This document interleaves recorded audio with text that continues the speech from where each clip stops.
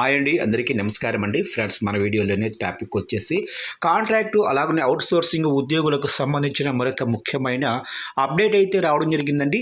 అయితే ఇందుకు సంబంధించిన వివరాలు అయితే మన వీడియోలో తెలుసుకుందామండి. వీడియో మాత్రం ఎక్కడా స్కిప్ చేయకుండా చూడండి ఫ్రెండ్స్, అప్పుడే మనకి పూర్తి సమాచారం అయితే తెలుస్తుంది. అలాగనే వీడియోకి ఒక లైక్ చేసి ఇలాంటి ముఖ్యమైన అప్డేట్స్ కోసం ఇప్పుడే మన ఛానల్ని సబ్స్క్రైబ్ అయితే చేసి ఫాలో చేయండి ఫ్రెండ్స్. ఇక లేట్ చేయకుండా టాపిక్లోకి వెళ్ళిపోదాము.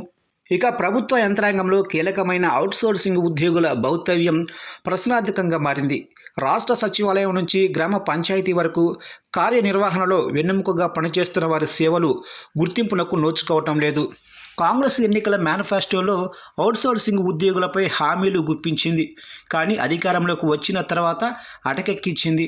రాష్ట్రంలోని 42 ప్రభుత్వ శాఖలు, కార్పొరేషన్లు, సొసైటీలు, విద్యా సంస్థల్లో దాదాపు 2 లక్షల మంది అవుట్సోర్సింగ్ ఉద్యోగులు పనిచేస్తున్నారు. ఉద్యోగ భద్రత లేక, సరైన వేతనం అందక, ప్రభుత్వం నుంచి భరోసా లభించక బతుకులు వెల్లదిస్తున్నారు. ప్రభుత్వానికి అవుట్సోర్సింగ్ ఉద్యోగులకు మధ్య దళారీ వ్యవస్థ లాంటి ఏజెన్సీల ద్వారా జీతాలు చెల్లిస్తున్నారు. వీరు చాలా రకరకాలుగా అక్రమాలకు పాల్పడుతూ ప్రభుత్వ ఖజానా నుంచి నిధులు కొల్లగొడుతున్నారని పలు సందర్భాల్లో నిగ్గు తేలింది.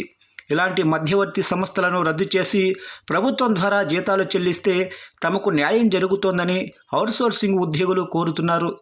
ఇలా చేస్తే అవుట్సోర్స్ ఉద్యోగులకు మేలు జరగడంతో పాటు ప్రభుత్వానికి వేల కోట్ల ఆర్థిక భారం తగ్గుతుందని చెబుతున్నారు.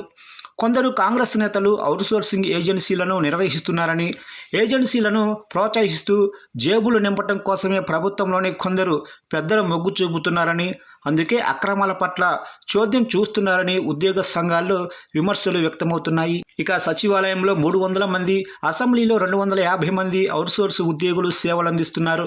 33 కలెక్టరేట్లు, ఉన్నతాధికారుల కార్యాలయాల పరిధిలో ప్రతి జిల్లాకు దాదాపు 4800 మంది పనిచేస్తున్నారు. ఒక్కోసారి నెలల తరబడి జీతాల కోసం బిక్కుబిక్కుమంటూ ఎదురు చూడాల్సిన దుస్థితిని కూడా అనుభవిస్తున్నారు. క్రమబద్ధీకరణ కోసం చూస్తూ ఉద్యోగ విరమణ దశకు వచ్చిన వాళ్ళు కూడా వేలలో ఉన్నారు. సమాన పనికి సమాన వేతనం చెల్లించాలని గతంలోనే సుప్రీంకోర్టు ఓ కేసు విచారణ సందర్భంగా తీర్పు వెలువరించింది. ఇక 3 ఏళ్లకు పైగా సేవలందించిన వారికి శాశ్వత ఉద్యోగాలతో సమానంగా జీతం, ఇతర ప్రయోజనాలు కల్పించాలని పేర్కొంటున్నారు. అవసరమైన చోట శాశ్వత పోస్టులను సృష్టించి వీరిని రెగ్యులరైజ్ చేయడం ప్రభుత్వం బాధ్యత అని తెలిపింది. ఈ తీర్పు అన్ని రాష్ట్రాలకు వర్తిస్తుందని వెల్లడించింది. కాంగ్రెస్ ఇచ్చిన ఎన్నికల హామీలు అమలు చేయాలని అవుట్సోర్స్ ఉద్యోగుల జేఏసీ డిమాండ్ చేస్తుంది. ఇక ప్రభుత్వంలోనే వివిధ శాఖల్లో 15 నుంచి 20 ఏళ్లుగా పనిచేస్తున్న అవుట్సోర్స్ ఉద్యోగులు అందరినీ శాశ్వత ఉద్యోగులుగా గుర్తించాలి. ప్రభుత్వ ఉద్యోగుల తరహాలోనే ప్రతి నెల 1వ తారీఖున వేతనాలు చెల్లించాలి. విధి నిర్వహణలో చనిపోయిన వారి కుటుంబాలకు 10 లక్షల పరిహారం కూడా అందించి కుటుంబంలో ఒకరికి ఉద్యోగం కూడా ఇవ్వాలి. సుప్రీంకోర్టు ఆదేశాల మేరకు సమాన పనికి సమాన వేతనం చెల్లించాలి అని కోరుతున్నారు.